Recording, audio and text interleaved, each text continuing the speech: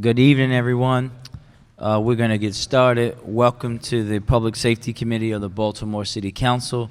I am Councilman Brandon Scott, Chair of the committee. I am joined today to my right by Councilman Leon Pinkett from the 7th District, member of the committee. To his left, Council President Middleton from the 6th District.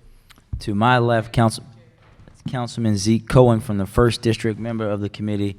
To his left, Councilman Isaac Gitsi Seifler from the 5th District, member of the committee, and Councilman Dorsey, the 3rd District Vice Chairman of the committee, will be joining us very shortly. To my right, we also have Richard Crumrich, staff to the committee.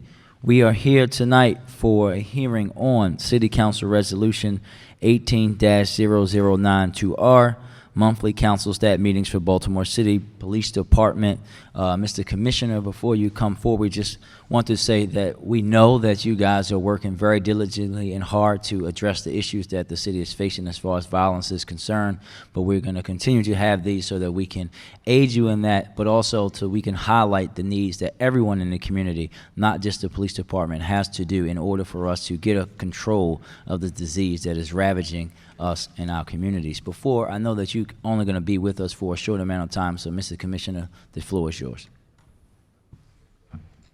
Thank you, and good evening, council members and Mr. Chairman, and thank you for the opportunity to speak And Mr. before Commissioner, you today. I'm going to interrupt you for just 1 second. We've now been joined by Councilman Dorsey, Vice Chair of the committee, and Councilman Chris Burnett from the 8th District, member of the committee. Sorry, Mr. Commissioner. And thank you, and good evening to you, Mr. Chairman, and to all the council members, and thank you all for the opportunity to speak before you today to discuss the current status of the Baltimore Police Department.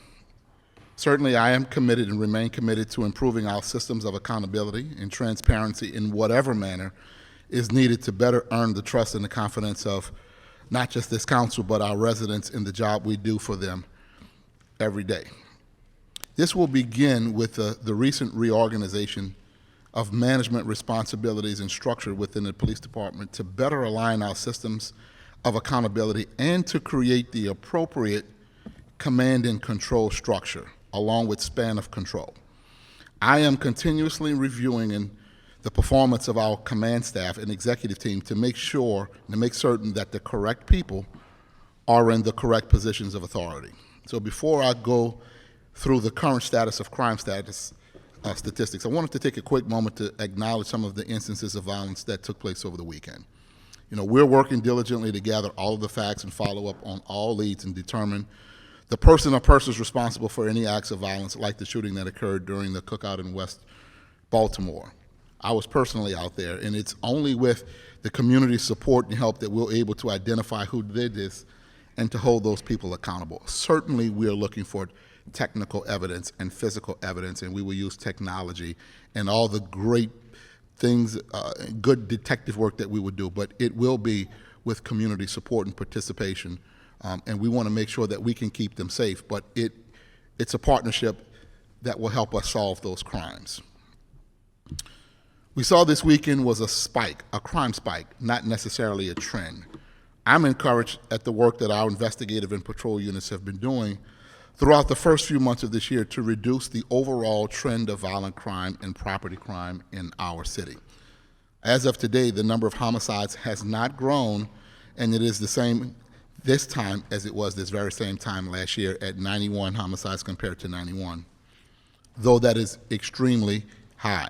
Robberies are down 15% for the year. Aggravated assaults are down 5% for the year. And overall, the total number of violent crimes are down 11% on the year. Property crime down 4%, notwithstanding homicides and non-fatal shootings. But we've seen more shootings in the first part of the year, which is a 22% increase over last year. But using smarter and more targeted deployment strategies, we've been able to start closing the gap and are reducing that rate of increase. So my chief of staff is going to go through the slide deck with you, but at this time, I'd like to just pause if there are any questions that are crime specific that you may want to ask. Yeah, Mr. Commissioner, thank you for that. And colleagues, the commissioner spoke with both Chairman Costello and myself, and we wanted to keep the date as we are going and for a specific time period of the month with these based off the payment schedule. So we know the commissioner has to leave, but we'll ask him questions specifically around crime and things like that before he has to leave, and we can ask more specific questions to the remaining members of the command staff once he's gone. So, Mr. Commissioner, I think for me, I know that you are currently developing the crime plan. Yes. And we think that we want you to take a good bit of time on doing that to make sure that we have one that's effective and fits for Baltimore. But I just wanted to know if you had like an estimated time that you think that would be completed. I didn't have an estimated time, but we have the chief of staff and I and other members of the team have a blueprint, and he's going to be spearheading and leading that. We have a blueprint of what it will look like, but it is a strategic plan that takes us now through where we want the department to be forecasting 5 years out, and what that will look like, how we get there through every single thing that we're doing, with starting with the way we recruit, hire, and train, the way we deploy, how we leverage relationships, the use of technology, recruitment and retention, and the use of technology, the leverage of relationships, both local, state, and federal, and how we put all of that together. And I'll give you a simple highlight. It will cover a range of things, all of which will be the department's crime, capacity, culture, compliance, meaning consent decree, communication, connectivity. All of that will be encompassed in a holistic plan that forecasts out how we build this department in a crime-fighting strategy, a strategic crime-fighting strategy. Certainly, there are short-term or operational strategies that we develop weekly and monthly to deal with trends and spikes that happen, but this will be a strategic plan that we will be very happy. First, I will bring it to the mayor, and then certainly share it with this council and the public at large. And thank you. And my second question before I go to my colleagues is around one of the things that you mentioned. I know you know this is critically important to me, and it's around the use of technology and call reduction for our patrol officers. Now, for me, this is something I think that we've been in this point for a few years.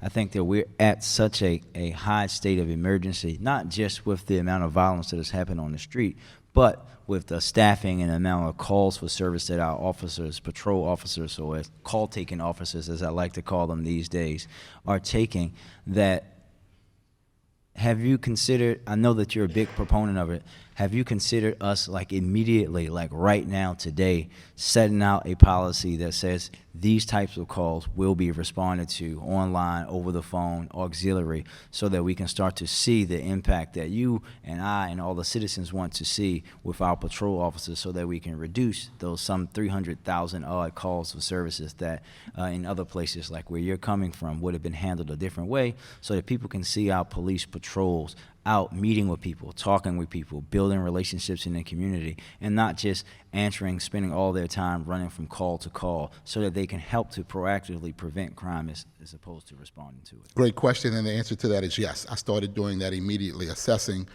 what calls. It was already somewhat in place, but not as robust as it needs to be. Through telephone reporting, there are a number of property crimes that do not require a police response, a physical police response. We believe that could be enhanced, and right now it is being staffed by members of the department who are in some limited capacity because of injuries, both minor and major injuries, but can't perform in the field full duty. What we did in New Orleans was offset that by having half of that being limited duty personnel and the other half being permanent civilian staffing, which I'd like to come to you to talk about a permanent thing, because those people who are injured come in and out of rehab.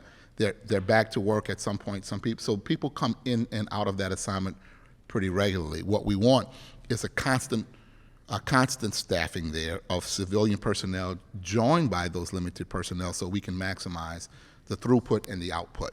And yes, we want to make sure we make it as robust as we can with telephone reporting, but then the hybrid of that will be online reporting that we will make more robust. Right now, the technology infrastructure does not support all that we could do, but the enhancement of technology will certainly bring us to online reporting, because right now we're still handwriting police reports. We are in the process of obtaining a records management system that will bring us to electronic police reporting that will be able to be done from the police car, from the mobile data terminal in the vehicle, or from the station, and it will be electronic and not handwritten. That actually has to happen first before we can make online reporting more robust, because they will be fused into one electronic system in the records management system. So all that's coming into the future that we will make robust will be part of that strategic plan. That equates to more man hours on the street, and that is the equivalent of more FTEs. And so that will be part of that strategic plan. So the answer is yes, we're working to see how fast we can do that. We're actually working right now to see what we could build from scratch to implement now until we buy it, so that we can bring the officers from a paper to a digital environment as fast as we can. Thank you. And you'll get no argument from me during the budget time about that. That's something that we've been pressing for years, and that we know we have to do in order for us to have a high-function and efficient police department. Absolutely. Council President, do you have questions for the commissioner? Councilman Pinkett?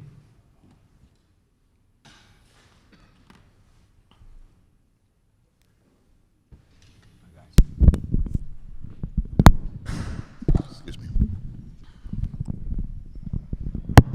Thank you, Mr. Chair. And good evening, Commissioner. Good evening, sir.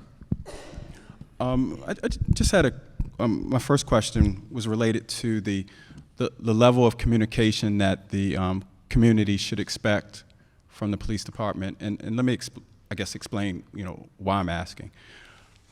Oftentimes, incidents happen in the community, and by the time that certain neighborhoods find out that maybe there's a spike in burglaries or carjackings or similar, it's too late for the community to kind of alert itself and respond through the systems that maybe the community has in place to be more of an assistant to the policing efforts. Oftentimes, community associations, when they do get information, it's at their monthly meeting, and it's in a 30-day window, so it's never really real time. And I'm not saying that's all the associations, but many of the associations I go to. And so I'm just curious, should there be a greater expectation from the community as it relates to the sharing of that kind of information, and what should communities do to make certain that they can, as best possible, get real-time information so they can participate in public safety? Those are great points, and those are things we do notice, and those are things I hear when I attend those meetings, whether by day or by night, that levels of communications differ from different district to district, and they differ from association to association. And so usually trends are usually things that are up to a month, 2 months. I mean, spikes are things that could be weeks up to a month. Trends are things that, when we look at things quarterly or biannually or annually, we can talk about trends. So there could be spikes in crime that are not necessarily changed from 1 month to the next monthly meeting. However, the citizens should expect a greater level and a more robust level of open communication, and that should be to the community from us, and from the community to us. And so we're working now under the new structure to make sure that messaging from the commissioner's office or from the chief of patrol or from the detectives are reaching district commanders and are pushed out uniformly in the same way, in the same manner, either through an email blast or some form of messaging through some social networking like a Nextdoor program. But not everybody in every neighborhood association will use Nextdoor, which some of the residents here will use, some associations use, but not all of them. Right. So we have to build the communications tunnel or the communications network that sends the blast of information out to communities, that this is what we're looking for, this is what's happening in our community. That's centric. And so what we're doing is working on what's called a micro-policing community policing plan, which is a component of the consent decree that has micro community policing plans, which are district centric. So it could be very different in northwest to north, because the needs are very different. But the way information flows from the commander to the residents of that district should be the same in every district. Although the needs might be the same and the deployment might be different because citizens in a micro-policing plan are asking for a different thing, because it may not be a robbery problem, but it may be a late-night car break-in problem, or it could be a shooting problem, or whatever it is. The information should flow. It's not yet built the same in every district. So we need to make sure that we find the best way to flow information out from us to citizens, but make sure now, as we have the chief of patrol and the top-level officials and his staff, that the system, the accountability system, is streamlined so that we can monitor it, we can measure it, and hold people accountable. I think the system of accountability was not as robust as it could be. Yeah. That's what we're building right now. And your second question was? So my second question, and I don't know if this is the proper form, but I don't know where else to ask it. Oftentimes in the hearings, we are challenged because of the number of guns that are on the street, and probably really don't have a good account of how many guns are on the street. So I guess my question as a novice in this, is there a way to track ammunition? And if so, do we have partners either on the state or federal level that can, because I'm imagining that, obviously the challenges of controlling the amount of guns, but is there a way, is ammunition so specific that it has a serial number, or it has a lot number, or, and if not, then I don't know why we're not on a federal level pushing that, where, you could, once you find a bullet, you can trace it to a batch and find out where the store was purchased at, and even be able to track down, because that person had to give ID in order to purchase that box of ammunition, to be able to track that down. And I don't know, so I don't know who else to ask. It is not necessarily traceable by the bullet before it is fired. And so people can buy ammunition, and it is not the same requirement buying ammunition as it is to buy a firearm. And so people can just go in and buy ammunition at will and can buy as much as they want.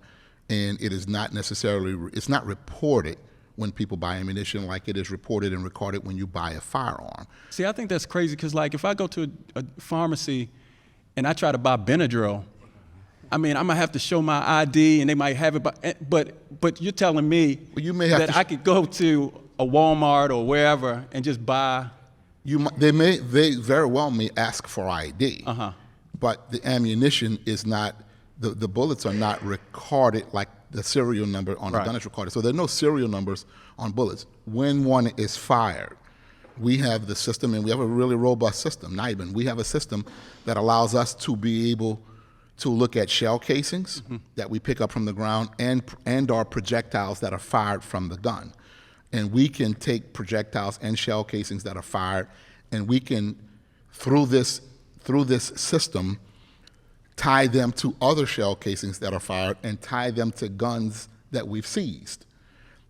But you have to have the gun seized to know, because we test fired the gun. And so that is a robust system that we have, and after bullets are fired, we can track them in the sense that we can tie them to other shell casings that we've collected and guns that we've collected, and sometimes to people who have had those guns. And so after the fact, the answer is yes.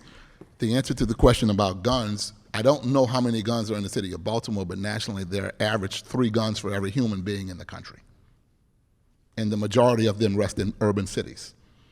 And so when you look at how many people live in America, there are 3 guns for every individual. That's how many guns there are, and that number is growing every year.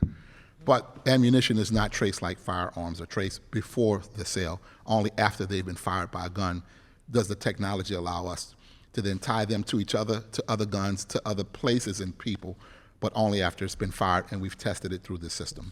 Okay. I don't know if the technology allows for us to do that, but it just seems like that the person who's pulling the trigger is not going to actually be the one that goes to purchase the ammunition from the sporting goods store or the whatever store. So that individual who's purchasing the ammunition for them would be quite interesting if somebody showed up to their house saying, you purchased these bullets at such and such store at such and such time, and we found them in the shooting. You But, want to explain that? Many times the ammunition is stolen just like the guns are stolen, and it's not always purchased. And so when we have burglaries of guns, the guns are loaded, so that ammunition's already there. And when people break in homes to steal them, there are times the ammunition's stolen too. But there's so much out there that the average criminal is likely does not have to go buy ammunition. It's just that much out there. Got you. Thank you. Thank you. Mr. Commissioner, before I go to Councilman Cohen and Scheifler and Burnett, I wanted to take a step back to see if there was anything publicly that you could share with us in reference to the incident on Emerson Avenue this summer, but also the incident involving Mr. Dix last week, the young man from Morgan State that was killed. We're still investigating that. I don't have any specifics about the young man from Morgan State that I could share with you at the moment. I know investigators are really searching for physical evidence, tangible evidence, technology, witnesses that would help us on that. The incident from Edmondson, I was there. What we knew on the scene evolved through the evening because it was originally told to us that it was possible a person walked up or ran up, fired into the crowd, ran away. What we've learned throughout the evening after we did the press conference was that it was a vehicle that pulled up, and someone got out of the vehicle, fired, and perhaps ran, but did not get back into the vehicle. We don't know all of that. What we are looking for is video. What we're looking for is more physical evidence and witnesses, because there were so many people out there.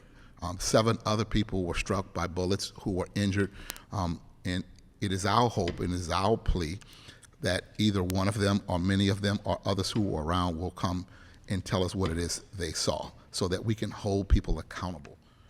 Otherwise, this continues and people get away with it and feel emboldened and continue to do it.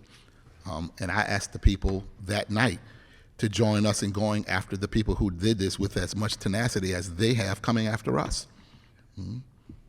Thank you. Councilman Cohen.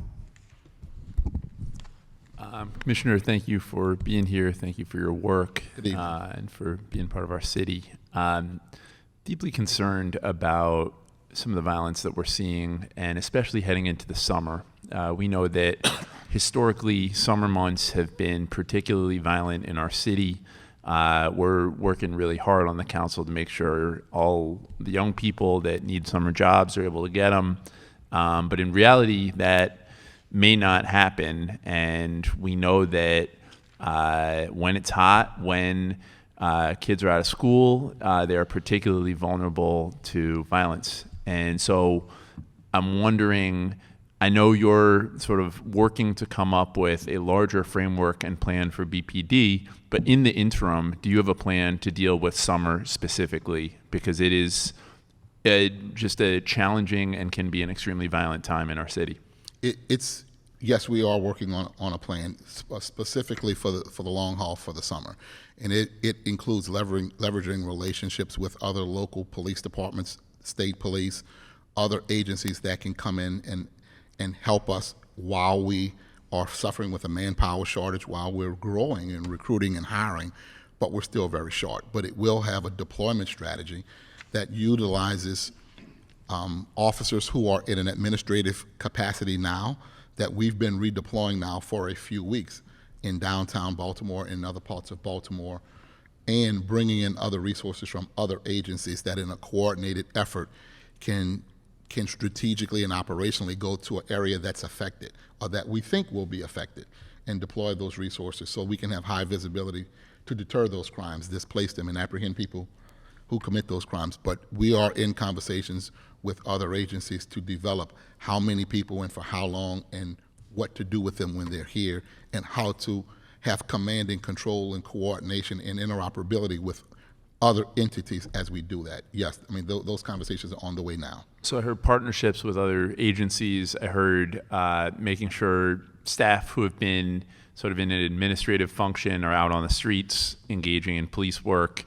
Could I also recommend just engaging with some of our rec and park staff, some of the service providers across the city, making sure community is pulled in on whatever you ultimately do, because I think the success of your summer plan and your longer term plan and your administration generally is going to depend on whether folks have faith in your officers and in you and in all of us.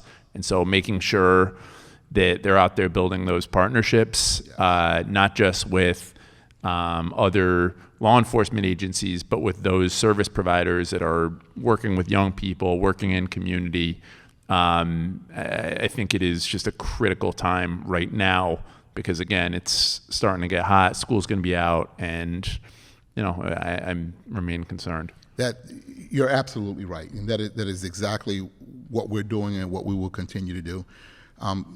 Little things like working with pools that might be open and Right. parks, and how to deploy officers to those areas, whether they're there on static positions or in roving patrols to make sure kids are safe, families are safe, but that we're being highly visible and deter, at a minimum, crimes there, but really all over the city. But yes, those are things that are under consideration. Nice.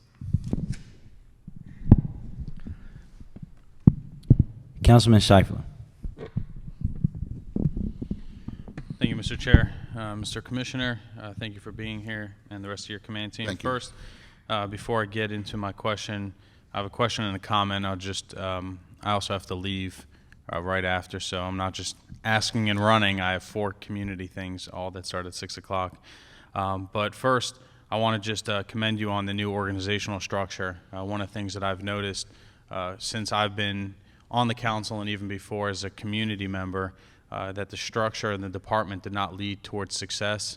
And I am confident that this new structure and the way you guys have laid out the command chart actually is setting the department up to move in the right direction. So I applaud that and I thank you for that. Thank you. Also, can see that some of the moves that you've already made have been good moves that the community, whether they've verbalized this or not to you, have appreciated. Some of the promotions you made are obviously very good ones, like Mr. Gillis over there in the front row. We all know he's a hard worker, and so we applaud him on his promotion, and also to welcome Danny and Eric to Baltimore. We don't know if you guys are good yet. We'll find out in the coming months, but we wish you well because your success is our success. But I did have a question. I wanted to know when you plan on filling some of the other high-level positions that you guys have. Obviously, anybody who looks at the chart can see that some really important stuff is left vacant. Those are positions that I am assessing internally, knowledge, skill, and ability for those positions, the ones that will be appropriate for members from inside our department, but I'm also looking externally. I have to say that the climate we find ourselves in is making it extremely difficult for people to want to commit to Baltimore who are not already in Baltimore. But those are positions that we are well aware of and are working every single day to assess knowledge, skill, and ability to fill those positions. And a few of them are brand new to make sure that we are as effective and efficient. For example, the Academy Director, which is a PhD requirement, and the Chief Technology Officer, which has a very specific skill set, and Chief Financial Officer, very specific skill set, are not police officer positions. And so we are looking, and there is interest, and there have been a number of applicants that have applied, and we are very close to beginning interviews and vetting those individuals. So it's very close. So not any specific, like, are we talking weeks, months? I mean, When the best people are identified who are willing, who have the will and capacity, we're going to make an offer.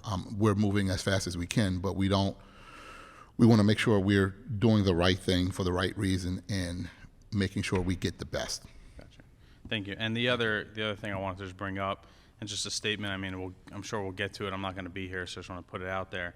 The 2 police districts that are in my district are the Northwestern and the Northern, as you know, and it just stand out. I mean, obviously I can see it, but on the chart, but I also can see it on the street that the Northwest and the Northern, although they're both great districts and have great leadership, they're also short-staffed. And I'm not going to try to knock any of the other districts because my colleagues will fight for their districts as well, but I would appreciate if you guys can take another look at, at that and see if there's something we can do to try to, help the Northwest and Northern continue moving in the right direction. That is something that we're doing. So yes, recruiting and hiring, those assessments are made to make sure we can equitably staff across all police districts. That's number one, but we want to make sure we do it according to the best practice that accounts for a number of factors: response times to emergency calls, response times to non-emergency calls, community policing, proactive policing, high visibility, all of the things that we want all of the officers to do by mandating some of the things that are just great community policing initiatives. Using all that in an algorithm, we can factor what is the appropriate size of a district, but we want to make sure it's equitable and fair across all districts. Now that we've created the structure of the department, now we're looking at personnel. And so yes, we fixed the structure. We think we have the appropriate structure. We're looking for the right skill sets. We think we have that for the executive and command level positions. Now we're really looking at the middle and the entry level positions. And while we have moved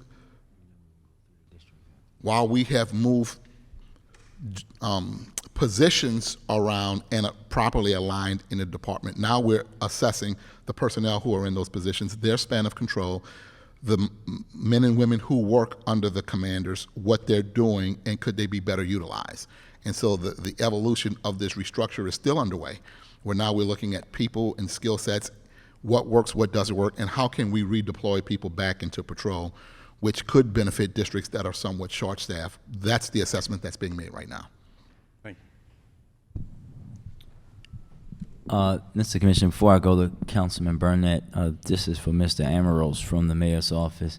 Mr. Amoros, can we make sure with the now finally passed redistricting bill from our great folks in Annapolis that we are setting up meetings with the commissioner and planning to talk about how we can integrate the redistricting process with the census process that we're already undertaking?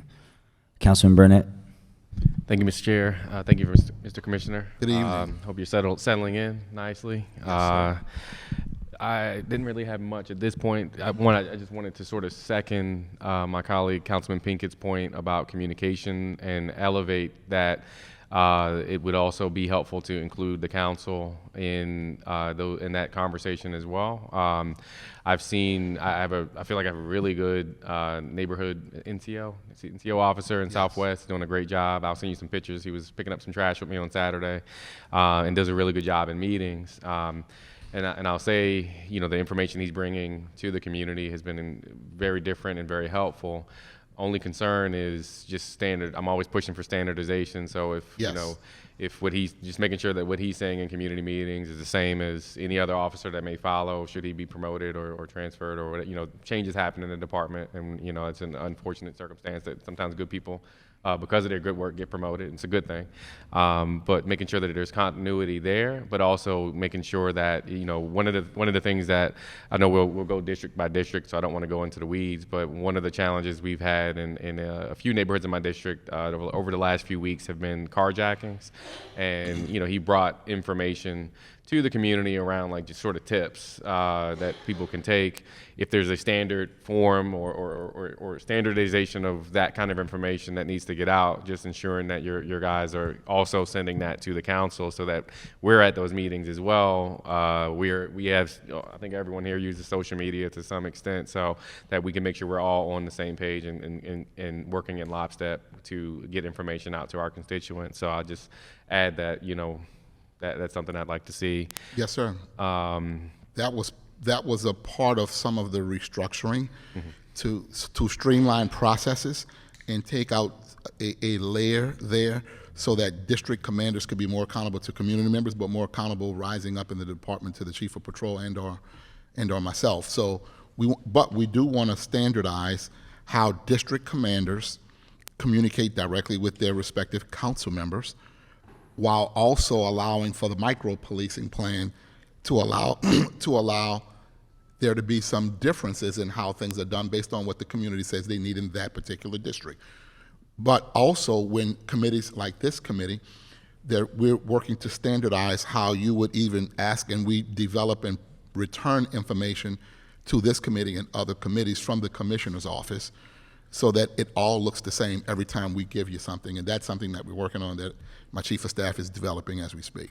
Awesome. The other thing I'll mention in the way of technology is the department exploring ideas such as push notifications for specific incidents. A number of my community members, including myself, have downloaded the Citizens app that sort of does that, but I know that's not information coming directly from the department. And I know that the Mayor's Office of Emergency Management has developed a Be More alert system that is able to give neighborhood level push notifications for individuals who sign up, which has been incredibly helpful, especially in areas that I have floodplain areas so, if there's a big storm coming, everybody in Beachfield is getting that same information and a phone call saying, look, you need to move your vehicle, big storm on the way, and here's the information that you need to know to be safe and go to this place if you need help.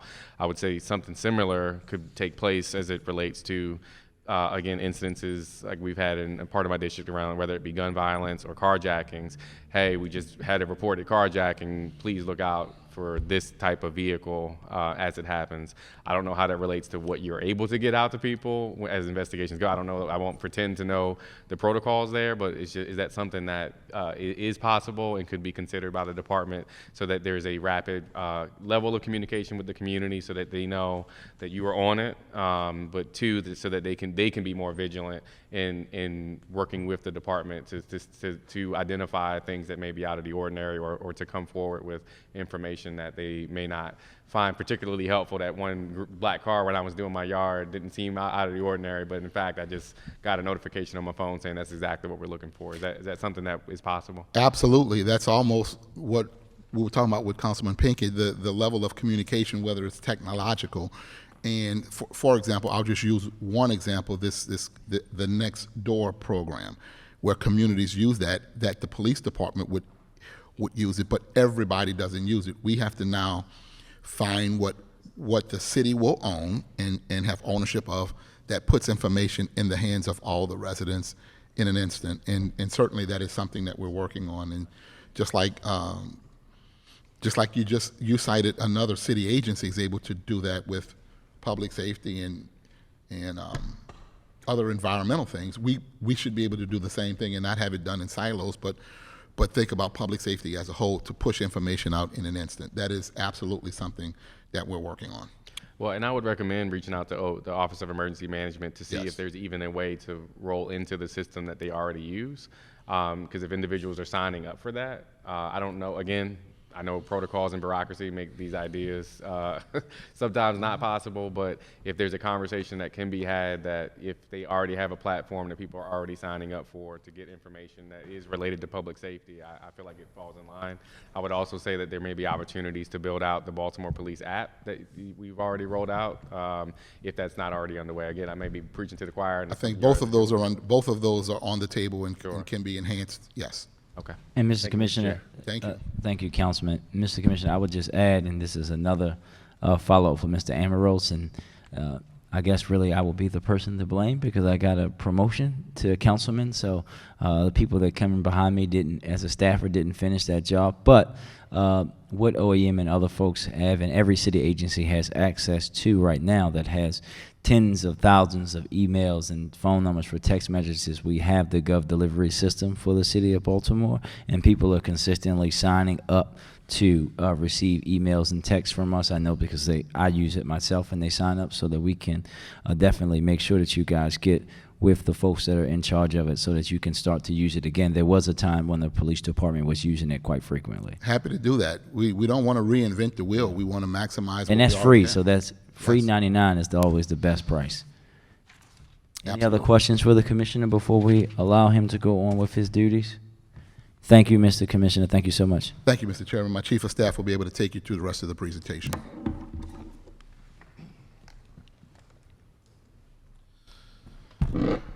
Good evening.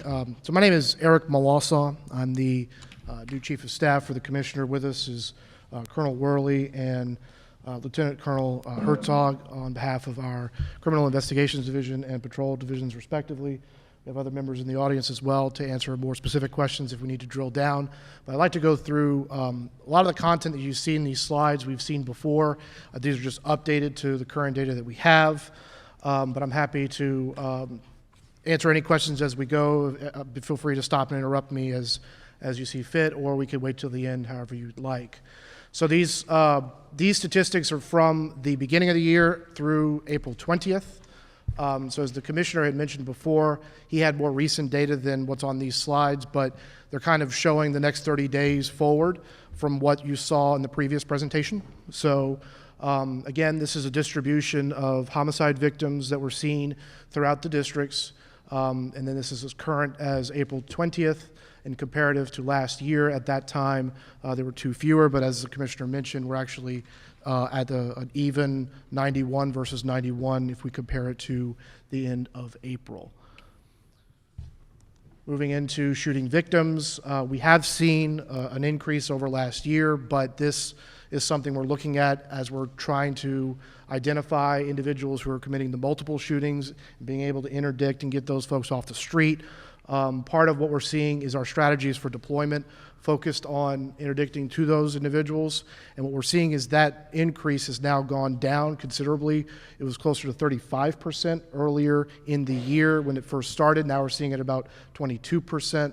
So these are showing that our strategies are starting to work to reduce that increase over last year, but we're not satisfied. We're keeping on, and we're trying to make sure that we're getting in front of this. And again, this is by victims, not by the incidents, so it is counting multiple victims per incident that are part of this. Robbery victims, again, this is both armed robberies and simple robberies together. This is an area where we're seeing a lot of progress. And again, we're not satisfied. We're continuing to double down on this progress, but we're attributing this mostly to, again, our visibility and deployment strategies that we're able to get in front of, but also looking at those multiple offenders that we can get in front of and get off of the street. So before I proceed on the more administrative pieces of this, Councilmember, I wanted to make sure this is the kind of the crime portion of the slides. As we go further, it's more of the budget administrative side. I want to pause here if there's any crime-specific details that are requested. Yep, Mr. Chief of Staff, we'll actually stop here and go through, and then once we complete the questions about crime, I will move to one of the side seats, and Councilman Pinkett, who chairs the Budget and Appropriations Committee, will go there. I think the Chief of Patrol knows how we typically do this, is we go district by district, and we'll go in reverse this time because we started with Central last time. Very good. And then allow myself and the colleagues to ask any pertinent questions. So we will start with the Southern District, Colonel Worley.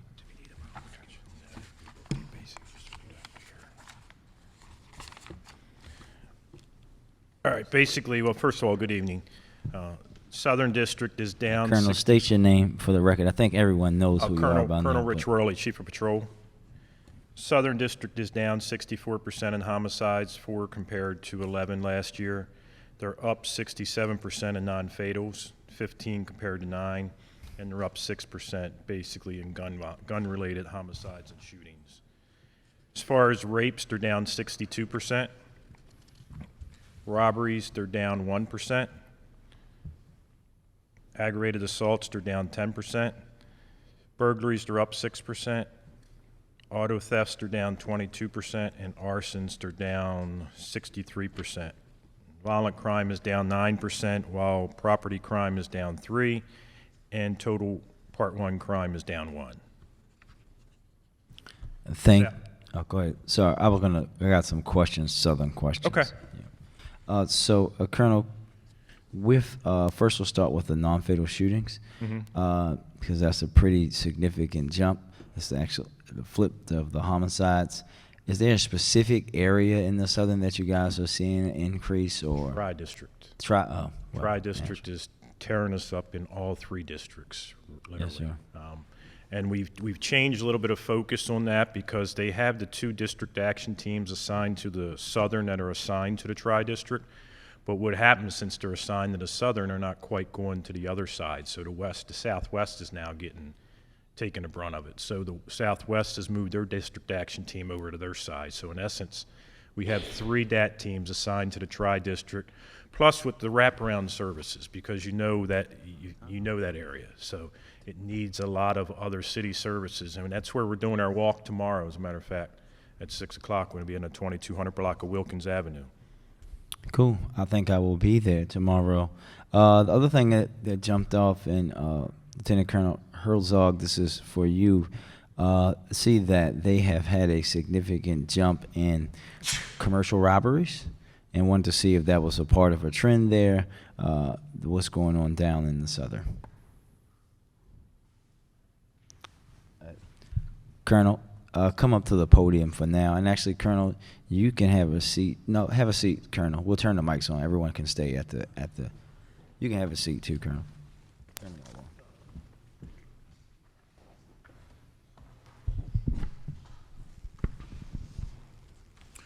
So we do, in fact, there are a couple of patterns and some trends that we do have in the Southern District right now. We actually have 5 cases that are part of a bigger robbery pattern which touches the Southern District. Colonel, you have to identify yourself for the record. Yes, I'm Lieutenant Colonel John Herzog, the Deputy Chief of Detectives. So as I said, there's 5 cases that are part of a bigger pattern which touches the Southern District. This is a multiple district pattern that we have.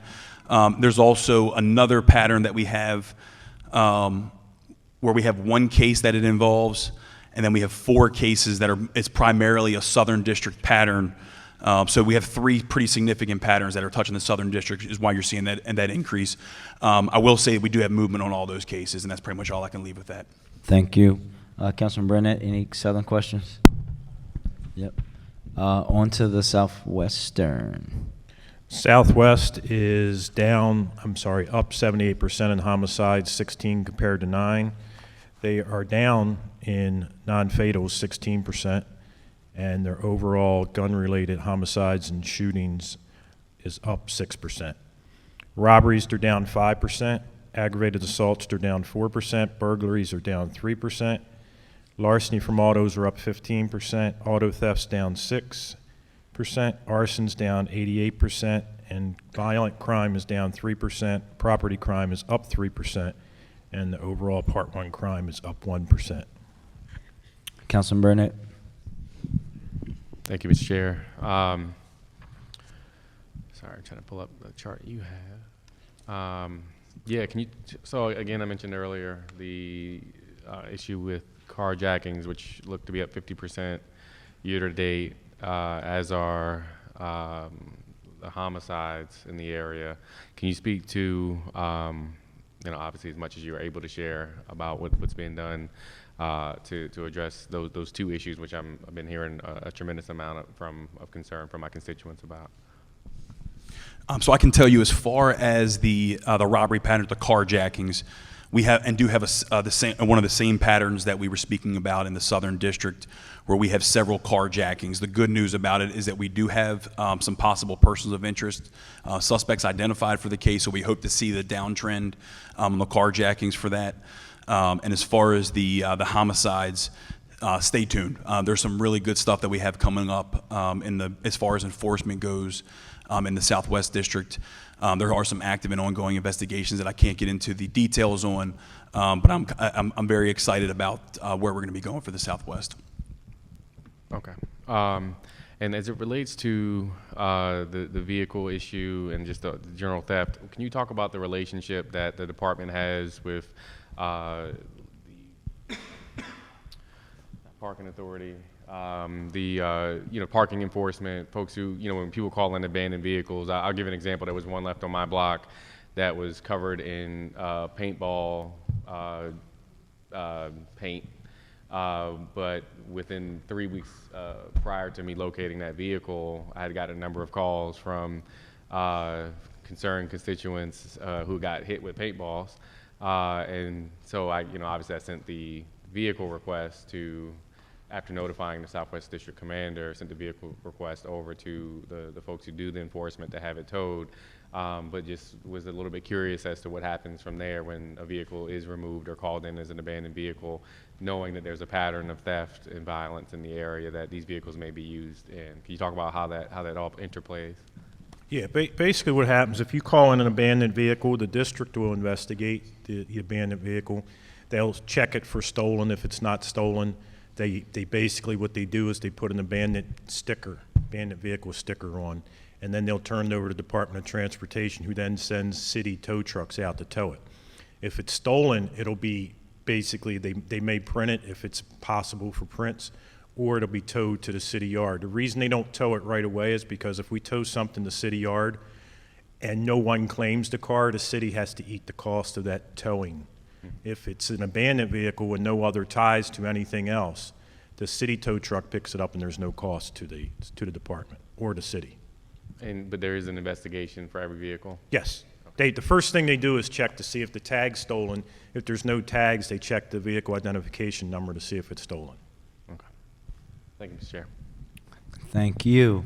We will go on to the Western District, Colonel. Yep. Western is down 13% in homicides, up 21% in shootings, up 7% in homicides and shootings combined. Rapes are down 75%, robberies are up 4%, aggravated assaults down 8%, burglaries down 22%, larceny from autos down 16%, auto thefts are up 1%, arson down 40%, violent crime is down 7%, property crime is up 2%, and overall Part 1 is down 1%. Thank you. Councilman Pinkett. Thank you, Mr. Chair. So I guess my question is not necessarily specific to this particular report for the crime statistics, but are we saying that the crimes are happening in any particular geographic area, and are we finding that they're, from year to year, they're happening in the same geographic area? Yes, that's exactly why we created the violence reduction initiative zones. That upper end, the Western basically has one that's to themselves, and they have a piece of two other ones. So the one that is strictly in the Western is the area up around Parkwood and Orem. That was the area that we did a big takedown, and we've had really good success. Colonel Herzog and his people arrested several of the big-time players up there, and we've had a lot of success up there. But what we did there that we've done differently is we've also put in wraparound services afterwards to basically stabilize the community and make the community take possession of the community again, which they didn't have. But they also have a part of the Pennsylvania Avenue Initiative, or the Pennsylvania Avenue Zone, and they have part of the Tri-District Zone. So if you visualize the map, that's the north, the south, and the east part, and you know what's on the west is the border with the southwest. So they're kind of a small district, but they basically almost the entire district is riddled with violence, and we just have to pick the best locations we can deploy to try to stop it. And what happens when we deploy there, they just displace to somewhere else. But we continue to look at it on a daily basis to move resources. Today, the Western has the SWISH program, the SWISH thing, which is all of SOD, Special Operations Division, is working in the Western today. The Mobile Metro Unit is working in the Western. The SWAT team will be in part of the Western. So we are throwing everything we can at the Western to try to quash this violence. Yeah, you mentioned Parkwood. It seems as though, and I don't have the map and statistics, but I kind of feel like if I laid this year's map over last year's map over that it would be the same thing over in that area, and I probably could name some other areas where it's similar. And I know that limitations and manpower and the other challenges that we're facing, but it just appears that we almost know certain areas where the crime is going to happen. And matter of fact, we also know that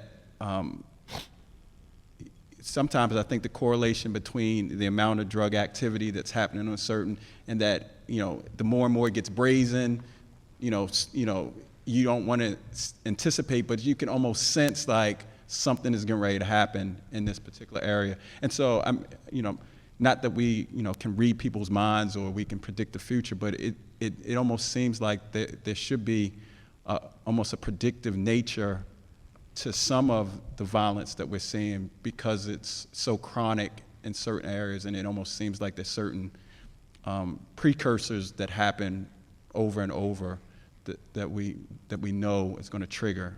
So and I don't know if that what kind of, if you can share with us some of the methodology or the thinking in the police department, to get to a nature of being more predictive of where, other than that larger VRI zone, kind of pinpointing certain areas that we know. I know often Councilman Scott, he mentions, dice games, and knowing if once that's comfortable and it's happening, something's going to happen about money, and somebody's going to get shot, and are we so in tune to some of those things that are also that we know that are precursors to the gun violence that we're seeing? Yes, we are. We actually, the Western and the Eastern have the Strategic Decision Support Centers. Okay. So what they are, they're basically a database, a hub in the districts where they get real-time information from calls for service. They can get the information out. They brief each shift.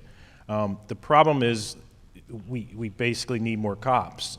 So as we get more cops on the street, we can make those adjustments. But what the big thing that's going to help, and we've had hundreds and hundreds of more cops there. I was an officer there in '99 to 2003, and the same areas were just as violent, right. And we probably had 500 more officers on the street, and we didn't have much more of an impact. So what we're doing now, it's more of a holistic approach. So, and the biggest thing that I think you're going to see as we get more in tune to it is the community engagement. Mm-hmm. Because we're not going to arrest our way out of it. We're not going to put enough people in jail or more people in jail to get out of it. It's engaging the community and the officers getting out, doing the 10 to 20 minutes of community engagement, walking foot, talking to the community, and basically giving the community back to the citizens. Can I ask another question, Associate? How, since you mentioned VRI, how, can you talk to me about the relationship between the police department and the housing department, and how responsive the housing department is to the public safety concerns, crime fighting strategy?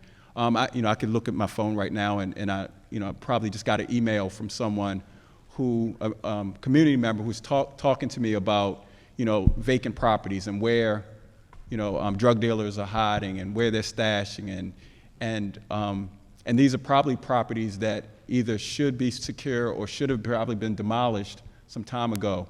And I just want to make certain that the other city agencies are really hand in hand working. And I know that we have the VRI meetings, and it appears that things are coordinated. I'm just wondering if the resources are a part of that coordination as well, so that when you identify, hey, that this is a troubled property, my officers are constantly coming to this property. What do we need to do to get this property down? Yes, every single morning the districts get up there and speak about it, and the VRI meeting is probably the best collaboration of city agencies that I've ever seen put together. Where in the past it was just an exchange of emails, we actually put the face to an email, and you build a relationship. So instead of sending an email and waiting for something, I can send a text or call somebody, and we get there and take care of it. So it's a great collaboration, but also the other city agencies are short personnel as well. Yeah. So they can only do so much with the requests, and because we're calling 311 more, the requests are going up. So they've got a backlog sometimes of requests. The statistics or data that you presented this evening show, pretty much just the crime statistics. Is there a similar spreadsheet or data that shows, the number of arrests associated with these shootings or homicides? I guess the clearance rate. Are these crimes being perpetrated by repeat offenders, or is there data that also shows that as well? Because I think that's a critical piece for us to to not just, know that there was a certain number or shootings were down or shootings were up, but, are these cases, are people being charged for them? Are these repeat offenders, or is this a new person that's popped up? Because if it's somebody that's, if it's happening over and over, this seems like individuals we should be targeting. Yeah, and Chief, before you respond, Councilman, two things. One, I wholeheartedly agree with you, but also I want to just remind you that actually we're going to be, and that's the question that I was going to pose to the Colonel, we're going to be having a discussion next week with the police commissioner, the state's attorney, and Director Martin from the Mayor's Office of Criminal Justice, specifically around gun violence and what happens in the system. Because, and Colonel Worley, you can feel free to answer. The truth is that no one knows, be it the judges, the state's attorney, or the police, what really happens with these cases. I actually asked this question recently at a meeting when we were talking about adjudication, and we looked at how many cases were null pros versus how many were guilty, probation before judgment, probation after judgment. And I asked a very simple question, is can someone tell me the breakdown? How many were null pros for this reason versus that reason? No one has the answer because we don't track it. We don't have anyone that works either for the state's attorney or the court system or the police department who tracks that information. So, and all due respect to everyone in this room, this back and forth that we've heard for the last 4 or 5 years has been just hot air because no one knows, because no one has been tracking to see.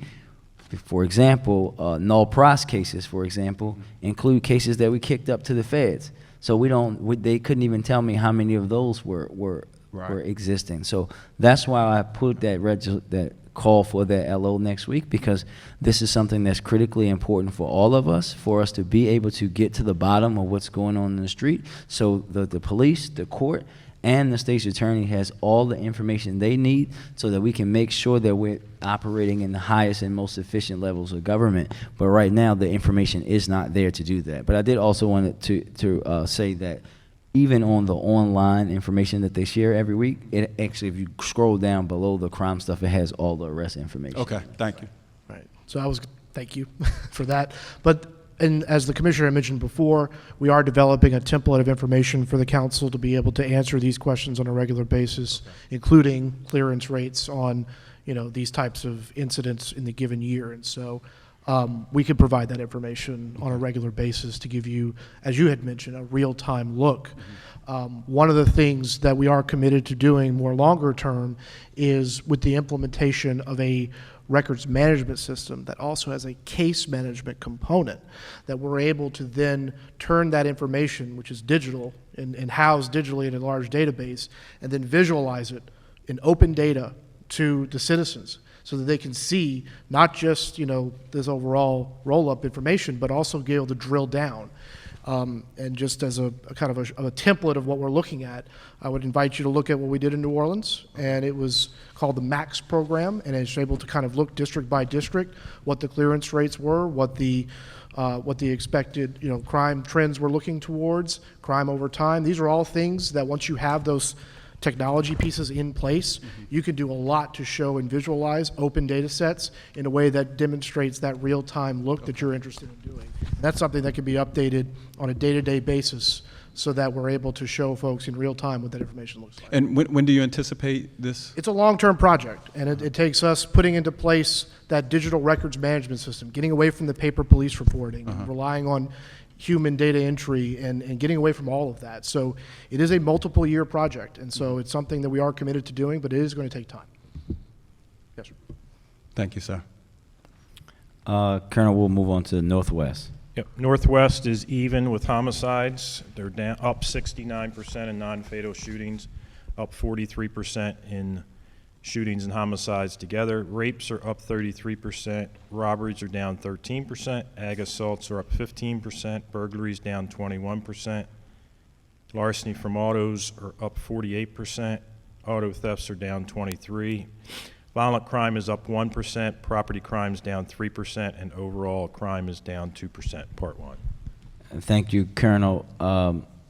I know that Councilman Scheifele or Councilwoman Middleton is here. I'm going to ask Councilman Pinkett if he has questions in a second. But could you talk about specifically in the 7 and the 28-day, and Councilman Burnett's here too, 28-day for the Northwest, there's been a big jump. In the 28-day, they've seen a 700% increase in homicides and a 50% increase in, non-fatal shootings have a 700% increase and a 50 in homicides. Are we seeing this in a specific area? Do we think these incidents are related? Can you dig as deeply as you can into this issue? No, basically, unfortunately, maybe one or two of them are related, but we've had a couple that, we had one that was sort of domestic. We've had a couple that were robberies, but they've happened in like these out of the normal areas. Do you know the locations? I think I remember a couple of them. You want actual locations? Yes. All right, give me a second. The latest one was, well, this is just this week. The latest one was a 4409 Fairview. That was actually inside of a house. And then the one before that, 4600 block of Nelson, that occurred in an alley, which that's a trend that we're starting to see a great deal. Is I think because of the deployment that we have, we're starting to get shootings in alleys and the rear of these. 4600 Nelson is near Nelson and Rogers, correct? Yep. Okay. Grantley and Garrison, that's where the victim's saying he was shot, but there's no crime scene there to indicate that he was shot there. Mm-hmm. The one before that was 4900 Cordelia. Basically, we think the victim was there buying drugs. And the one before that, 2900 block of Rock Rose, this actually goes back to the 20th. The victims being uncooperative, they had a handgun violation from 2018, and basically he's not giving us much information on that case. And then 3900 Bateman was a robbery. 4905 Reisterstown. This victim was a non-fatal shooting suspect and a victim in 2015. He actually gave a confession to the case in 2015, but he's back out on the street to get shot in 2019. And the one before that was the homicide at 3000 block of Oakley. Yes, That goes back to the 16th.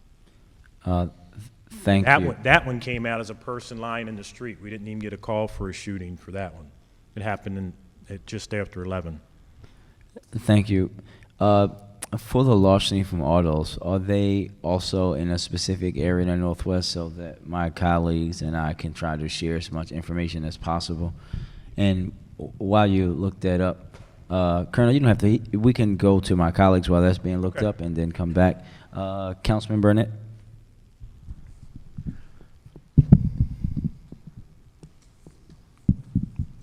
I think you pretty much hit it, sir.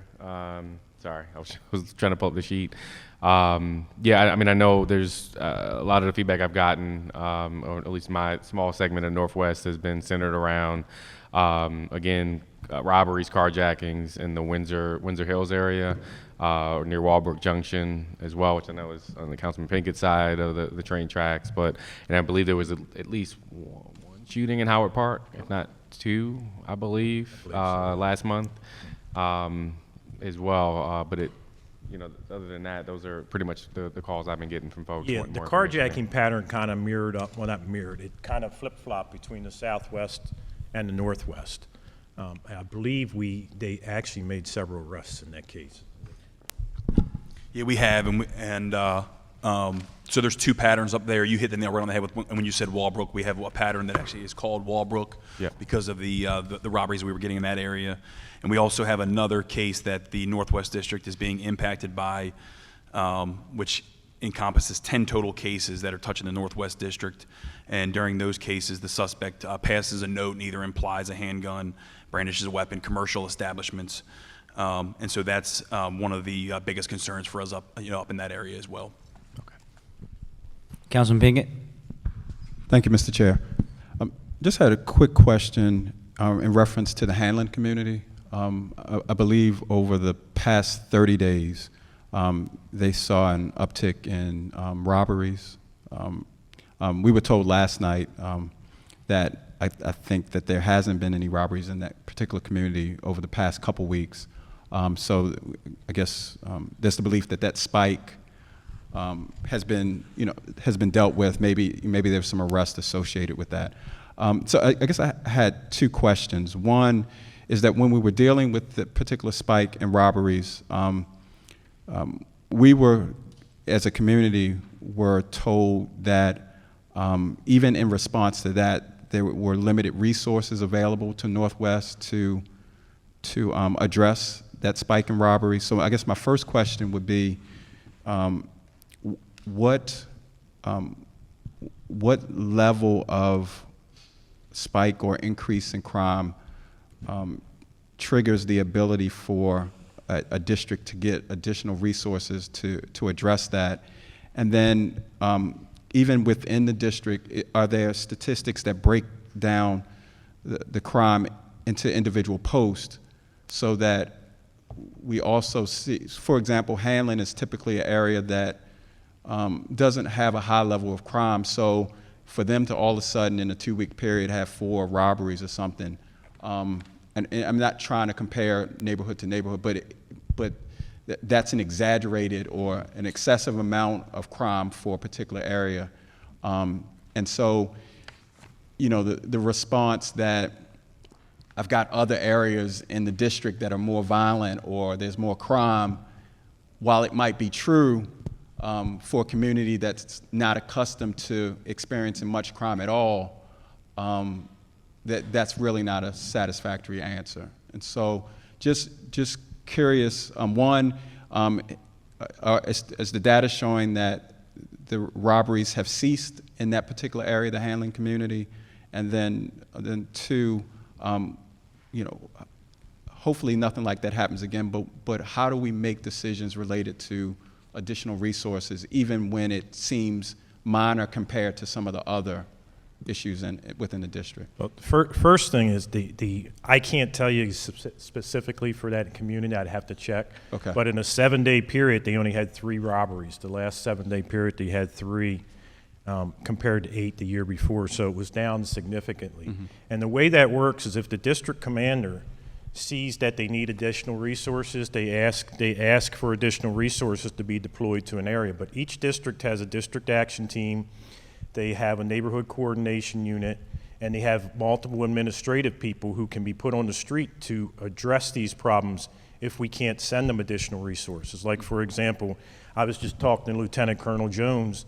The Northwest got the MSP initiative a couple weeks ago, and they're getting it again this week. So we can send them additional units, but you also got to remember what we were just talking about. They've had 8 shootings in basically a bunch of different areas. So they have to pick where they can deploy, but if they need additional resources and they ask us for it, we can deploy them there. We just have to know, and then we have to assess, can we send them there, or do we have to send them somewhere else? So, but they do have their own resources. The NCOs can get in there. That's what they were put in there for. Uh-huh. NCOs were put in there to go in and communicate with the community in a spike like that, to give them tips, just like we were talking about earlier. Tell them how to avoid being a possible victim of a robbery. Tell them to call 911 when they see things. So those are all things that we rely on the NCOs to get in there, because it may not be an enforcement thing. What we get is we get a lot of robberies being committed by someone coming in a vehicle, committing a robbery, and they're gone out of the community before we even know that they were there to commit the robbery. So we look at the patterns, and it's the district commanders get a map every single morning to look at what happened the 24 hours prior, and they can deploy their resources however they want. Yeah, I mean, and you raise a good point, because it made me think that related to this incident, just on the south side of Gwynns Falls, which is southwest, the response to the carjacking was sending officers actually on foot, some of them going door to door, telling people, be cautious, what not to do. It wasn't that same response just on the north side of Gwynns Falls. And so when you have communities that are so close, they see, a different level, and I can't speak to, what decisions commanders are making and what resources are available.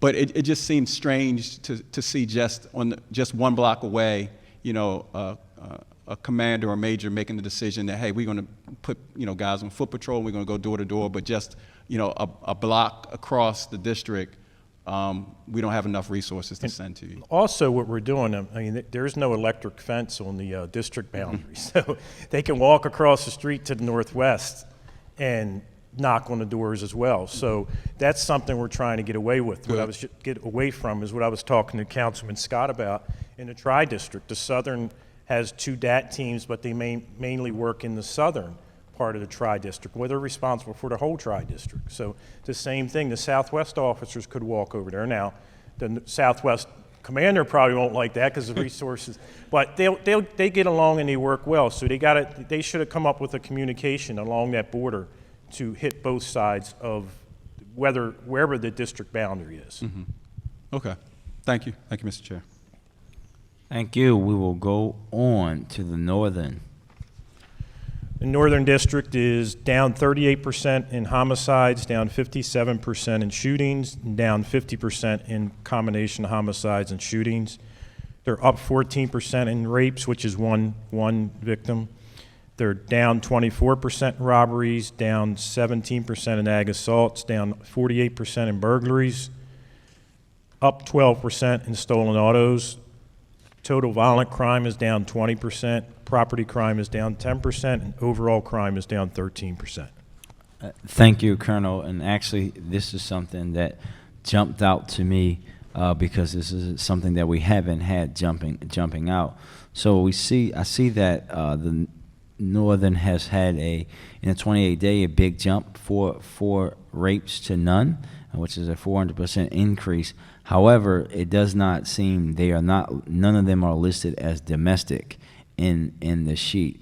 Can you talk about those, and is there information that we need to be sharing with people in the Northern District, because for them not to be listed as domestic seems a little bit alarming to me. Even more so. I can get that information for you, but I don't have it. But you know Major Gibson? Yes, if it was I do. something that needed to be shared, he'd be putting it on one of his multiple social media sites. I'm pretty sure he probably did. Pretty confident if it's something had to be shared with the community, it'd be out there. Okay, thank you. I just think that would be greatly appreciated, just to make sure that we're covering all our bases. Yes. One else represents the Northern. Northeast. Northeast is down 18% in homicides, down 11% in shootings. Their victims are basically even to last year. Rapes are down 46%, robberies down 35%, aggravated assaults down 20%, burglaries down 26%, larceny from autos down 16%, auto theft down 27%, and overall Part 1 violence is down 28%, property is down 22%, and overall Part 1 crime is down 24%. Thank you. As you know, that I'm very versed in the crime in the Northeast District. Before I'm asking, I'll ask my colleague, who's also very versed in them, to see if he has any. The only thing I will say is that the team in Northeast is doing a great job.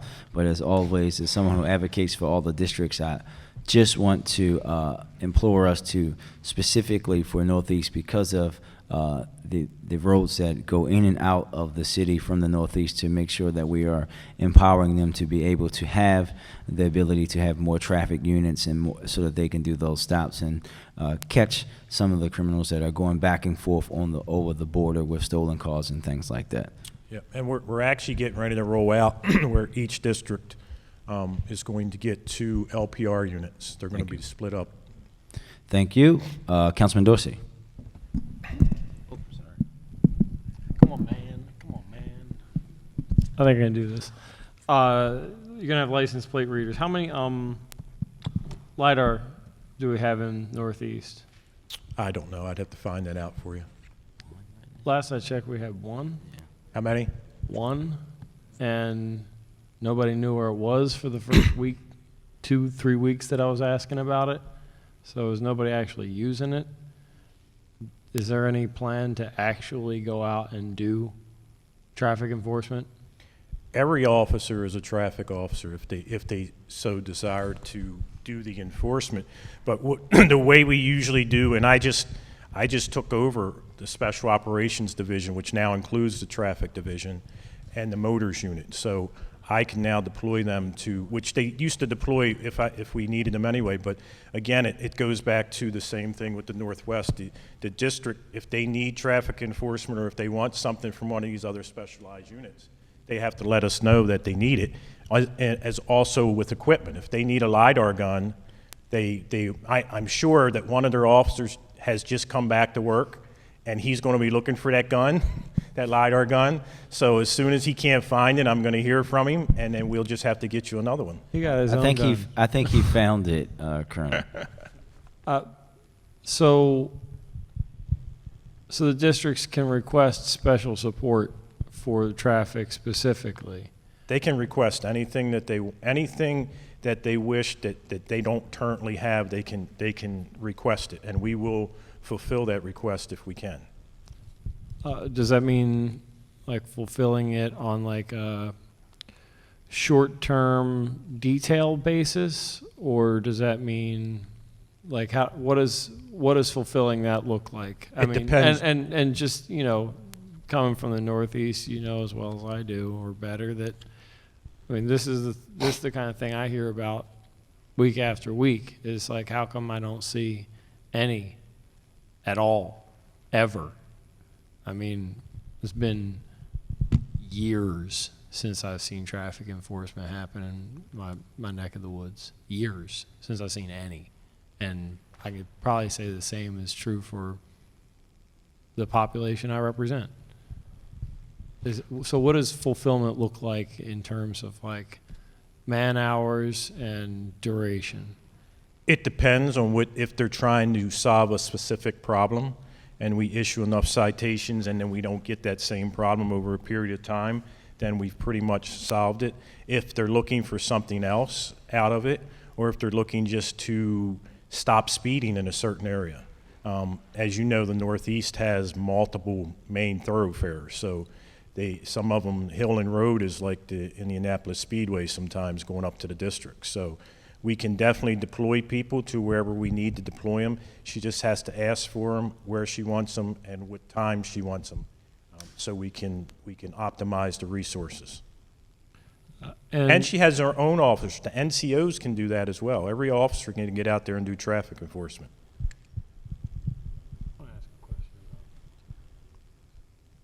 Plus LiDAR, you have to have the LiDAR training. If you don't have the LiDAR training, you can't operate the equipment. I've seen a number of vehicles parked at police vehicles parked at residential homes pretty consistently lately. What's the department's policy, or has it been updated or changed on take-home vehicles, or what? Yes, we now have, luckily for the Northeast, we now have 18 officers who live in the city who have take-home vehicles. And I'm not sure off the top of my head, but I'd say at least 6 to 8 of them live in the Northeast District. So they are allowed to take the vehicle home. They have to park it on the street. They take it when they go back to work. They're not allowed to take it to anywhere else unless they're going to a police function. They have to have their radio and their body-worn camera with them when they go in the car in case they come upon something. What we're trying to do is get to the point that when those officers come out to go to work, they can call 10-8, call themselves in service from their house, and then anything they see on the way.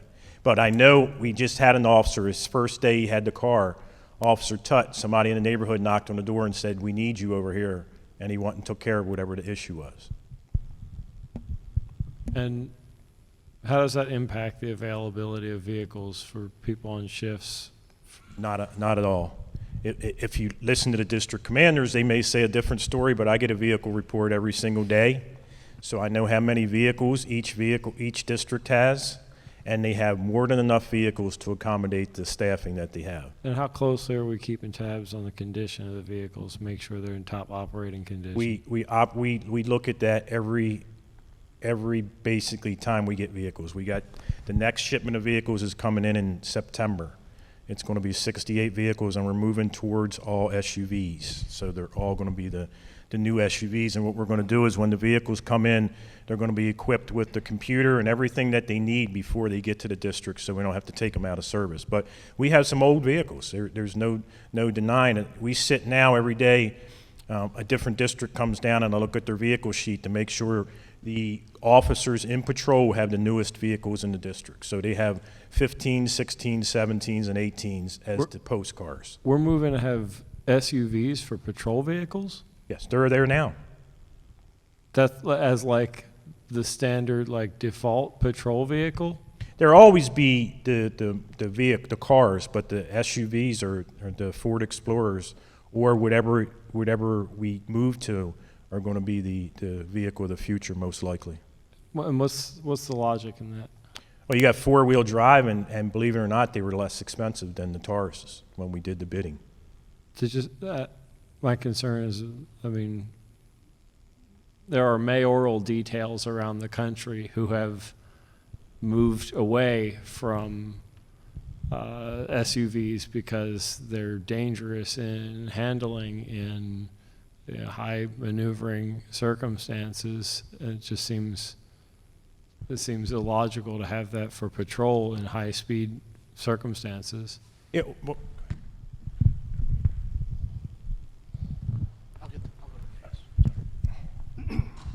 So I have a little experience on this as well, so there's a couple of things I can point out. First is the conditions of the roads also plays into a part on how the maintenance of the vehicles can be handled over time. And the SUV models have a better suspension model than what some of the lower, Tauruses and sedan type vehicles would have. Secondarily, with the take-home vehicles that we were able to deploy in New Orleans, we use this as a recruitment incentive. We were able to deploy those newer vehicles to the ones who are moving to patrol, who were recent out of the academy. It was a really good improvement mechanism we were able to demonstrate for working conditions for those officers. Third, when you have a deployment of a take-home vehicle, people tend to take care of it more. And the studies actually show that in comparison to a fleet vehicle, which is operated on a 24/7 continuous basis, versus a take-home vehicle, which is assigned to an individual, the standard of care and the longevity of that vehicle actually is extended between 20 and 30% in some cases. And there's some studies that I can forward you on that. But overall, it represents a better deployment of our resources to make sure that we're getting the most. But that visibility in the neighborhood is absolutely the reason we want to do it. So when we talk about our take-home program, it is absolutely targeted to the city. And the only vehicles we're authorizing for that program are within city limits because we want the visibility to be in our neighborhoods, not in officers that live outside of the city. So I just wanted to put those points into place. And Councilman, we'll make that one of our official follow-ups to talk specifically around the new car policy and project. Appreciate it. There are a couple of properties in right around the Lauraville-Hamilton border that are a persistent problem. I mean, I'm talking about, I had meetings with Daryl D'Souza about this, and it's not subsiding. It's just only periodically that incidents that are bad enough flare up that I go, hey, everybody, we're still talking about this place again. It's literally years that these neighbors are terrorizing the neighborhood. And, just to recall it, since I'm almost certain I brought it up here, I'm talking about a house that's got the windows covered up. And you can go on Facebook and see that people are really raising children in this house, but there's a garage out back that's got 6 cameras on it, and there ain't no cameras on the house. And we've seen people carrying things with rubber gloves in and out of this garage, out of vehicles. And this is something that I continue to bring to the department's attention that seems pretty obvious that these are lethal narcotics that are being trafficked through this. And that's one of 2 houses that every neighbor within the walking path can associate with one another with the same ring of activity. And we just, same problems. And my big issue is that we've spent years hearing, well, we really need neighbors being willing to speak up. We've really got to work as a city, as a culture, to break down people's unwillingness to speak about things that they see in their neighborhood. We have to make sure that people feel safe. I've got people coming out of the woodwork talking about these places, and we're not doing anything about them. And we repeatedly hear, well, you know, it's hard to serve a warrant, or, you know, we have to have probable cause. We can't just go in somebody's house. And I get the same kind of stock answers as to why we're not doing anything when we know exactly where to look. And so I really need to know, yet again, like, what do I have to do? Send me the addresses. Okay. Thank you. Colonel, we can go to the Eastern District. Eastern is up 27% in homicides, up 47% in non-fatals, up 41% in overall victims. They are down 41% in rapes, down 20% in robberies, up 19% in ag assaults, down 20% in burglaries, down 17% in auto thefts, down 23% in larceny from autos. Their violence is even. Their property crimes down 20%, and their overall Part 1 crime is down 14%. Thank you. Colonel, can we talk specifically for the Eastern about both the homicides and shootings more in depth? If there's in a specific area in the Eastern, I believe that it is, but I just want to make sure that the area has not changed. Basically, there are two of them. The main one is that Darley Park, Oliver area that borders the Northeast. And then the other one is sort of the Monument Street area, but what's happened is we've pushed a lot of that, unfortunately, down into the Southeast, in the upper end of the Southeast portion of the district. But that Darley Park area, last year, it's kind of strange the way it happened, because last year, the Eastern District 1, Eastern District 1, which is Darley Park, they were up almost the entire year in Part 1 crime, and then at the end they picked it up. So it seems like they're trending in the same direction again. The only problem is we've got to get it before we get to the end, and we've got to move some different things around, because we know that we had an incident that one of the main players up there, it came back that he's involved in, and we got to figure that one out, because that's bad news. Yes, sir. And before we go on to the Southeast, auto thefts are up 83% in the 28-day. Yes. Are there a typical type of vehicle from the same neighborhood, time of day? Are these individuals who have the keys running inside the car? What are the? I'd have to do a deeper look at that, but give it to us later. Yep. Yes, sir. Southeast. Southeast is up 150% in homicides, 120% in non-fatals, 121% in gun-related victims. Rapes are down 64%. Robberies are down 24%. Ag assaults are up 12%. Burglaries are up 18%. Larceny from autos are up 6%. Auto thefts are up 5%. Total violent crime is down 11%. Property crime's up 6%. And overall Part 1 crime is up 1%. And thank you. And Colonel, I know that my colleague, Councilman Cohen, is going to want to talk about the same thing. But I specifically wanted to start with a positive thing that I heard from the community president from Highlandtown last night, to go to Councilman Dorsey's point about traffic. He actually told me to make sure that I let Major Brown know that he has seen an increase of traffic enforcement along the Conklin Street corridor, which we know we've had a problem with robberies and some shootings along Lombard Street. But can we talk specifically about the homicides and shootings in Southeast, and whether, in addition to the Monument Street area, where we're also seeing them, because we know we've had some issues of violence in Highlandtown as well? Yep. A lot of the a good amount of the issues in the southeast stem from robberies. They're basically robberies gone bad where the victim is shot. But basically, what you've got is the Monument Street corridor just below there is what's driving a lot of their violence, and just to the left over, basically just north of Baltimore Street as well. So that's where a lot of their violence is, and then it's actually dropped down a little bit over to where Eden and Bond Street. So it's moved to some areas that aren't usually a problem.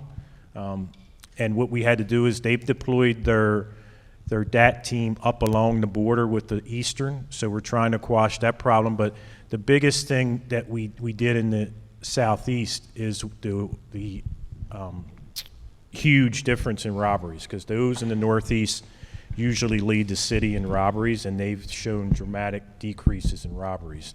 Now we just got to move in and do the same thing with the burglaries and the other crime patterns that we've done with the robberies. And if we can get the same information about auto thefts for the Southeast too, the breakdown, because I see a big jump for them as well. Councilman Cohen? Thanks, Mr. Chair. Obviously, deeply concerned over the shootings and the homicide numbers, though some of them are not my district. Still, it's very concerning to see that pretty massive increase in homicides, particularly one that I think about a lot. There was a quadruple shooting. Fortunately, no one was killed, but in O'Donnell Heights about 3 weeks ago, broad daylight, children walking home from school from both Graceland Park and Hollowbird Elementary schools, happened on the playground. 4 people shot. I want to say 37 bullets fired. I mean, in any other place, we'd call it a mass shooting. This comes after about a year of pretty dramatically reduced violence in O'Donnell Heights. It has historically led my district in shootings and homicides, but saw a really marked decrease. But then we had this quadruple shooting. So any movement on that, and what are we doing to prevent those types of incidents? Because again, I know that in the Western District, there was that 8-person shooting this last weekend. And again, I am really concerned that as summer rolls along, these sort of open mass shooting, I don't know what else to call it, but where you have kids walking around, where you have families, I mean, a barbecue, kids on a playground. Do we have any intel on those, on the O'Donnell Heights shooting specifically? But then is there any plan to kind of prevent those types of open air shootings? Because to me, that is just terrifying, where you have children, families, and everyone just trying to enjoy their time and seeing bullets fly by. So in reference to that quadruple shooting that you're speaking about, there was immediate and swift action that was taken. There was actually an investigation over in that area. It still is ongoing. But because of some intel and some help from the community on that particular investigation, we were able to at least extract somebody from the street who we believe was involved. So, and that's what I can say about that one right now, because like I said, that is still an ongoing, bigger investigation. However, I do feel pretty confident that swift action did alleviate, at least potentially for the time being, until we can further build that shooting investigation, that particular incident. And then what we can do is we have to do a little better job on both of those instances that you mentioned. There were patrol officers who drove by a short time prior to that. So we've got to get them into the mix. They were doing checks. They were doing what we asked them, but now we're asking them to get out of the car and just go talk to the people. We're not asking them to do any kind of enforcement when you see these large groups, or just get out and say hi to them and see what's going on, see how they're doing. Just go up and talk to them. And that's what we want the officers to do, because we did a walk there not long after that, and probably a lot of the same people that were hanging out came up as we were doing the walk.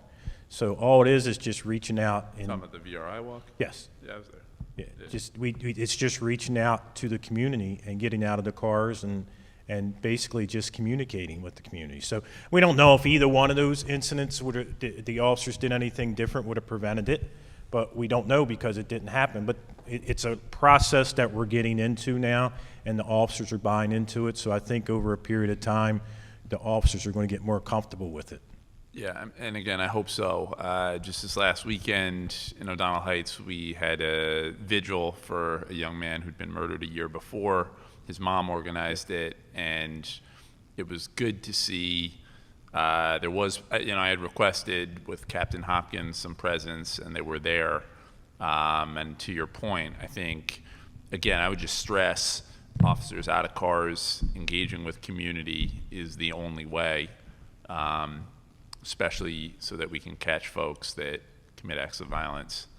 My second question, my colleague asked about traffic enforcement, which we also do not see much of. I want to ask about dumping and sort of grime enforcement, particularly in Highlandtown, in Greektown, in some of the neighborhoods near the railroad tracks. There's an inordinate amount of dumping that takes place, and when there isn't really any enforcement, it sends the message to the community that this behavior is acceptable. We have recently been able to get a camera out in Highlandtown in one of the most troubled alleys, but I'm curious how you all are thinking about enforcement around dumping, because while I know that it's not violence, it says to a community, if the community is constantly being dumped on, if there's trash all over the place, that community doesn't matter and that they're not being taken seriously. And then I think there is a correlation with increased crime where there is a lot of trash and dumping going on. So are we working on that? Yeah, we work in effort with basically with the Environmental Control Board, because they can go out and all the other city agencies can. If we get calls that someone's dumping, we basically, the police are pretty, they will respond, but the chance of them catching them in progress is probably slim. But if we do know where the trash is, we can report it to 311. Environmental Control Board can go out and actually investigate. And what that means is they may be able to find some mail in the name of the person who may have dumped. Or if there's a camera and we can see the tags of the vehicles, then they can follow up with it and give them mail them citations or issue them citations. Mm-hmm. So we rely on the other city services a great deal for that. Sure. I would just appreciate just if your officers could keep a heads up for it, because again, it happens way too much in some of the communities I represent, and it just breeds this sense of hopelessness and broken window.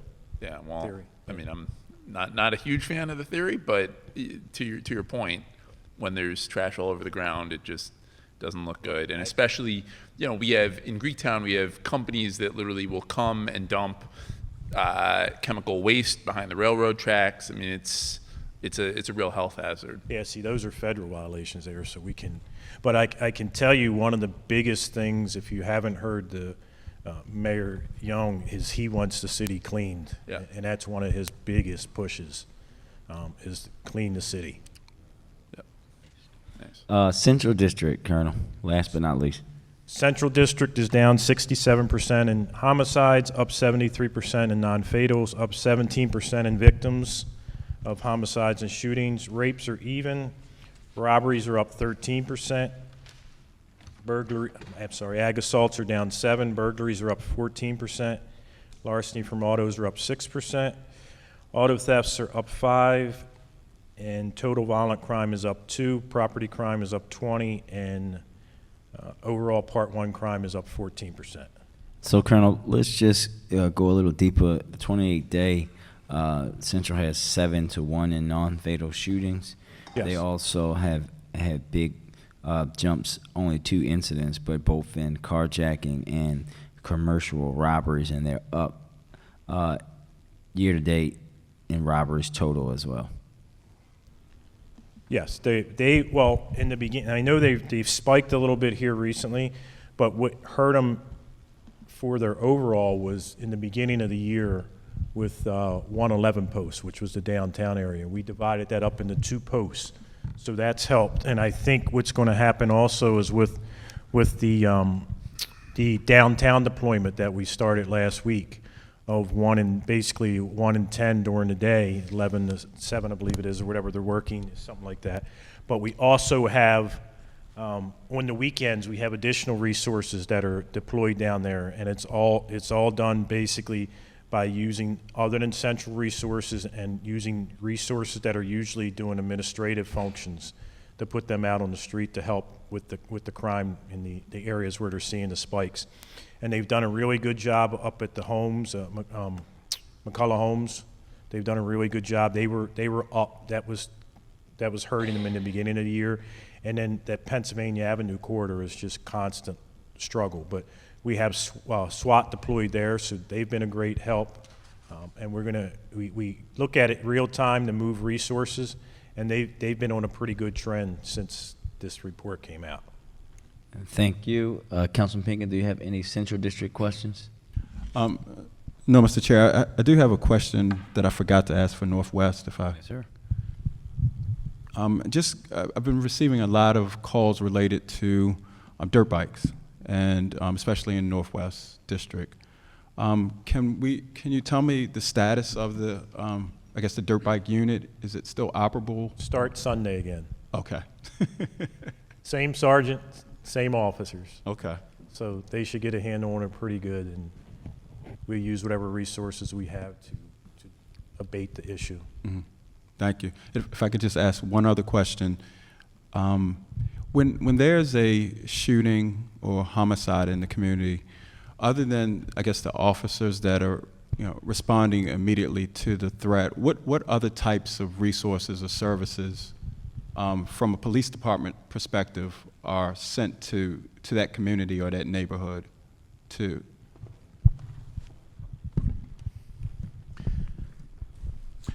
So in addition to the initial patrol response, obviously you're going to have a CID, a detective respond that's going to respond to that scene, and you're also going to have some other specialized units. And you could have your district DAT teams, but you could also have your CID investigative units that could respond to that scene, activate informants, do area canvases, and try to generate further information from the community. And primarily, you're going to have your detectives who are putting foot to pavement, trying to gather information about that case. To see what we can generate from that. And in addition to that, and I guess in addition to the investigative work, are there other resources that are deployed? And I don't know what they would be, but to help the community deal with the violence and the public safety crisis that they're experiencing. Immediately. Absolutely. So you'll have your neighborhood coordination officers who will be involved in that. Oftentimes on our crime scenes and following up the crime scenes, we'll call our chaplains in who will assist us with the area canvases. And then also in addition to that, even if it's outside of the VRI zone, some of the VRI zone meetings that I've been in, they will give information out about those particular areas so the other additional city services can come in to also work in that area as well and be aware of some of the issues that community is facing. Okay, I mean, I'm glad to hear that that's happening, so that we're really supporting the community and, getting through, these episodes of violence. So thank you. And we also have to, not just to prolong, but we also have a really good working relationship with school police. So, we will pass information on to school police so that they can work with the kids or the youth in that community as well.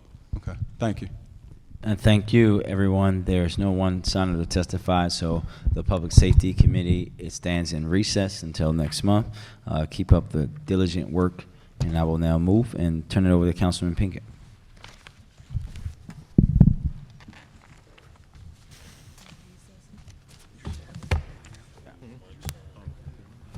Want to go ahead and just recess it for 3 minutes so we can transition? Yep, we'll be in recess for 3 minutes.